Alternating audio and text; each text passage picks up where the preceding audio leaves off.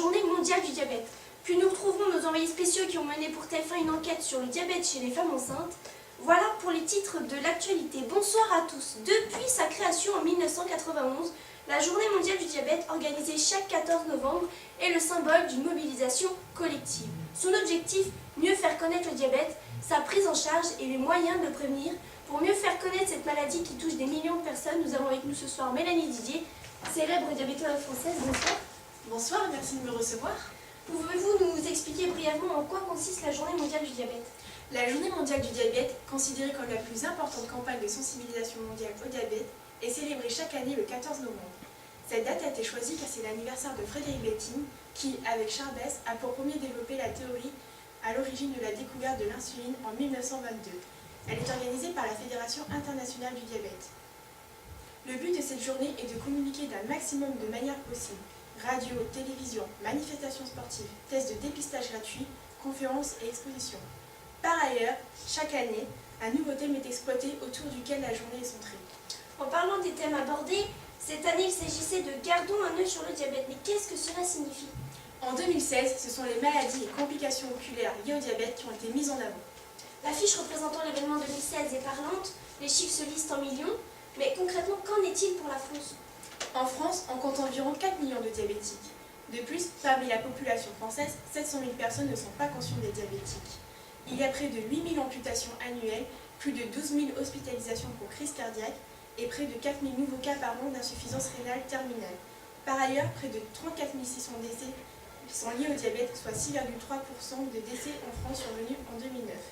Finalement, les dépenses effectuées pour le diabète sont à la hauteur de 17 milliards d'euros en France. Merci, mais ce n'est pas tout. Aujourd'hui, votre livre intitulé « Comment vivre avec le diabète » est enfin disponible en librairie. Pour quelle raison l'avez-vous écrit? L'étude du diabète m'a intéressée alors que je n'étais qu'enfant. En effet, des membres de ma famille ont été touchés par cette maladie et j'en ai donc assez appris la difficulté de vivre avec.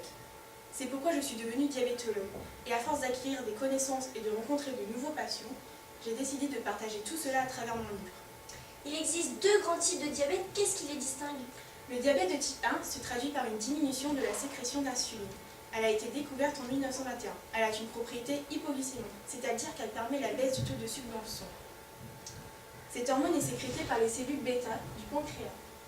Ce sont ces cellules qui sont détruites lors du diabète de type 1. Le diabète de type 1 est une maladie auto-immune, car ce sont les cellules immunitaires de la personne malade qui ne reconnaissent plus les cellules bêta et les détruisent. L'individu ne peut donc plus réguler son taux de sucre, et cela peut entraîner de graves problèmes de santé. Le diabète de type 2 est le plus fréquent. Il est dû à une insulinorésistance malgré une sécrétion d'insuline normale, c'est-à-dire que l'insuline agit mal. Le diabète de type 1 touche environ 22 millions de personnes dans le monde, dont 480 000 enfants de moins de 14 ans. Il est habituellement découvert chez les jeunes personnes, enfants, adolescents ou jeunes adultes. Néanmoins, en France, il touche moins de 6 personnes sur 100. Le diabète de type 2 apparaît généralement chez les personnes âgées de plus de 40 ans. Cependant, les premiers cas d'adolescents et jeunes adultes touchés apparaissent en France. Quels sont les facteurs d'apparition de ces diabètes? Dans le cas du diabète de type 1, on ignore pourquoi l'organisme met en place cette destruction des îlots de Langerhans. Il existe une prédisposition génétique, mais les autres causes sont mal connues. L'environnement aurait également un rôle, tandis que le surpoids, l'obésité et le manque d'activité physique sont les causes révélatrices du diabète de type 2, chez des personnes génétiquement prédisposées. Pouvez-vous nous donner quelques symptômes de ces diabètes? Les symptômes du diabète de type 1 sont généralement une soif intense, des urines abondantes, un amaigrissement rapide, car ce diabète entraîne une carence totale en insuline. Pour le diabète de type 2, les symptômes sont similaires avec en plus une fatigue, des démangeaisons au niveau des organes génitaux, la cicatrisation très longue d'une plaie, une vision trouble, des infections très fréquentes. Quelles sont les conséquences possibles pour un diabétique non traité ou non diagnostiqué? Le développement du diabète de type 2 peut passer longtemps inaperçu. On estime qu'il s'écoule en moyenne 5 à 10 ans, entre l'apparition des premières hyperglycémies et le diagnostic. Mais le but du traitement dans les deux types de diabète est de normaliser la glycémie. Les hyperglycémies répétées et prolongées entraînent à long terme une altération des nerfs et des vaisseaux sanguins présents dans tout le corps. Vous nous expliquez dans votre livre que le diabète a de nombreuses conséquences sur la vie quotidienne. Peut-il être handicapant? Le diabète de type 1 est traité par l'injection d'insuline. C'est un traitement très contraignant comme vous pouvez l'imaginer. Mais il existe maintenant des pompes à insuline destinées à administrer l'insuline en continu. Cela améliore Cela améliore considérablement la gestion de la maladie, mais ce matériel n'est pas accessible à tout le monde. Le diabète de type 2 est une maladie évolutive qui nécessite un suivi très régulier et des injections d'insuline lorsque la carence devient trop importante. Les conséquences psychologiques sont aussi à prendre en compte. Cette maladie n'est pas facile au quotidien, que ce soit pour le malade ou pour les proches. Pour finir, avec 400 millions de personnes diabétiques dans le monde, le diabète est une véritable pandémie et un enjeu majeur de santé publique. Dans le monde, une personne sur deux est atteinte de diabète sans le savoir. Auriez-vous alors quelques conseils à donner à nos téléspectateurs, diabétiques ou non? Effectivement, il faut faire reculer cette maladie. Et tout le monde doit prendre conscience de l'importance de la prévention pour identifier les risques au plus tôt, pour les prévenir et les maîtriser. Il y aurait tellement de conseils à donner, même des choses simples peuvent vous aider. Vous pouvez consulter le site de la Fédération française des diabétiques ou prendre contact avec les associations locales, ou même vous pouvez bien sûr lire mon livre. Merci Mélanie Didier d'avoir été avec nous. Il existe cependant d'autres types de diabète moins connus, comme le diabète gestationnel qui est induit lors de la grossesse à partir du 7e mois par des mécanismes identiques au diabète de type 2. Ces mécanismes disparaissent après l'accouchement, cependant 50% des patientes développeront ultérieurement un diabète de type 2. Nous avons rencontré une sage-femme travaillant au Mans, reportage signé Louise Devis et Vincent Rocher. Bonjour madame, vous êtes sage-femme depuis une trentaine d'années. Avez-vous souvent rencontré des cas de diabète gestationnel durant votre carrière? J'en ai rencontré un certain nombre puisque ça touche 2 à 6% des femmes enceintes, soit au cours des consultations, lors des accouchements, dans le suivi après la naissance. D'accord. Comment diagnostiquez-vous ce diabète gestationnel? Alors,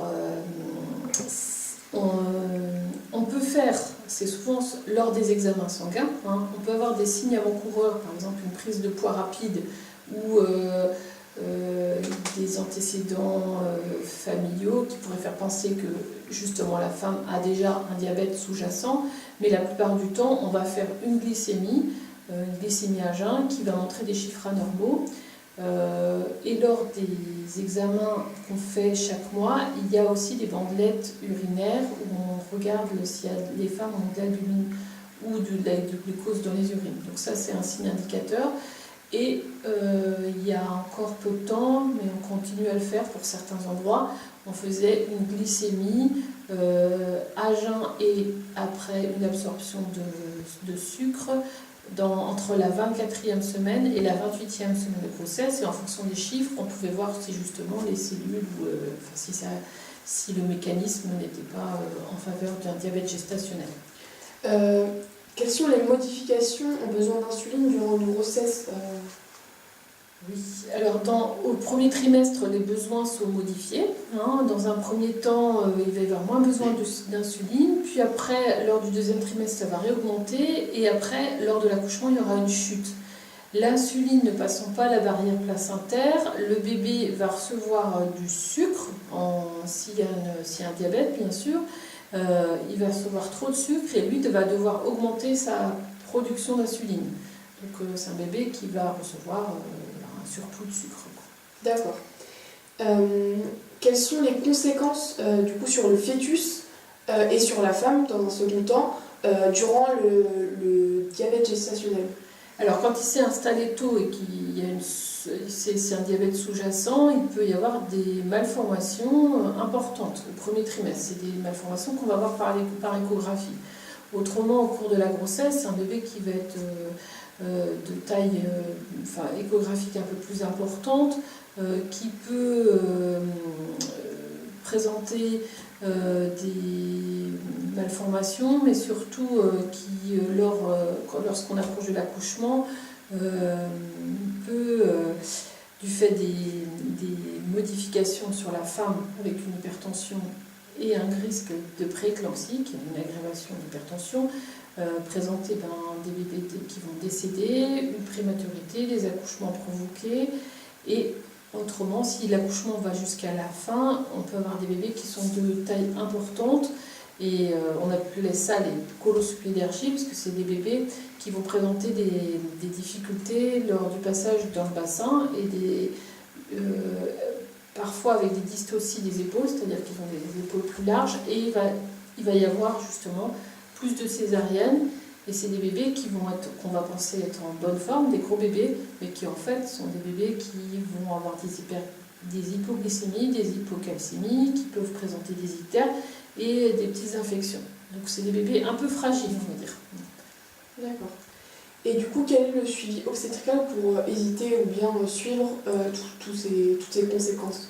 Alors, le suivi obstétrical, s'il y a un diabète de type 2, ben, il va être pris en charge par des diabétologues. Si c'est un diabète gestationnel qui démarre, il va y avoir une prise en charge diététique avec éventuellement une surveillance des glycémies régulières, un régime adapté, des échographies fréquentes,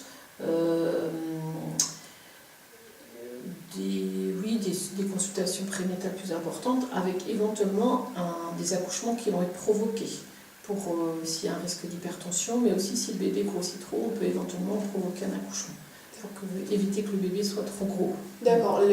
Dans un diabète gestationnel, les injections d'insuline ne sont pas automatiques, c'est ça? Non, ce sera d'abord surtout un suivi diététique avec quelqu'un qui va aider la femme à réguler son alimentation pour pouvoir adapter ses besoins à ces modifications du pancréas du coup. D'accord. Merci beaucoup. Comme vous l'avez entendu, le diabète gestationnel nécessite un suivi très complet et entraîne de nombreux stress. Nous allons maintenant écouter le témoignage d'une mère qui a fait du diabète gestationnel durant ses 3 grossesses. Reportage de Mathilde Alexandre et Arnaud Lafleur. Bonjour, merci de nous recevoir. Vous êtes mère de 3 enfants et lors de vos 3 grossesses, vous avez connu un diabète gestationnel, c'est cela? Alors oui et enfin pas tout à fait. En fait, j'ai connu 2 diabètes gestationnels sur mes 3 grossesses. Un diabète à chaque fois que j'ai attendu mes filles en fait, et quand j'ai attendu mon garçon, là j'ai rien eu du tout. Comment et quand avez-vous été diagnostiquée? Alors pour chaque grossesse, en fait, j'étais diagnostiquée quand il a fallu faire le test qui existait à l'époque, et je ne sais pas s'il existe toujours, qu'on appelait le test O'Sullivan, qui avait lieu au bout du 3e mois ou 4e mois, je ne sais plus trop, parce que c'est vrai que c'est un peu loin, où en fait, au laboratoire d'analyse médicale, on nous fait boire un verre d'eau dans lequel il y a énormément de sucre, et on voit justement comment on réagit et si on a un taux éventuellement de diabète qui a pu se déclarer. Et donc le test a été fait donc lors de ma première grossesse. À la suite justement de ce verre d'eau très sucré que j'ai bu, j'ai fait un malaise, je suis pratiquement tombée dans les pommes, on a dû faire venir le médecin très rapidement. Et les résultats du test ont montré que du coup j'avais voilà, malheureusement un diabète. Donc suite à ce test, je suppose que vous avez eu un suivi spécifique? Alors oui, puisqu'au tout départ de ma grossesse, c'était mon médecin traitant qui me suivait, parce que jusqu'ici tout se passait très bien. Et en fait, quand ça a été diagnostiqué, et avec le suivi que j'avais aussi lors des échographies, mon médecin traitant donc, m'a orientée vers l'hôpital, vers un gynécologue beaucoup plus spécialisé, et je suis rentrée dans un protocole de grossesse à risque. Très bien. Cependant, est-ce que vous connaissiez, avant d'être diagnostiquée, les risques du diabète gestationnel sur le fœtus ou sur vous-même? Non, pas du tout, parce que c'est pas quelque chose auquel j'avais pensé. J'ai jamais fait de diabète avant. Dans ma famille, à part mon grand-père qui était légèrement diabétique, il n'y avait pas d'antécédents. Ma maman n'avait pas eu de diabète a priori durant ses grossesses non plus, donc non, je connaissais pas du tout. D'accord. Est-ce qu'il y a eu des mesures prises lors de l'accouchement ou des conséquences sur l'accouchement? Alors, pas lors de l'accouchement. Par contre, à partir du moment où ça a été diagnostiqué, on m'a demandé de faire beaucoup plus attention sur ce que je mangeais pour justement limiter du coup le risque du diabète.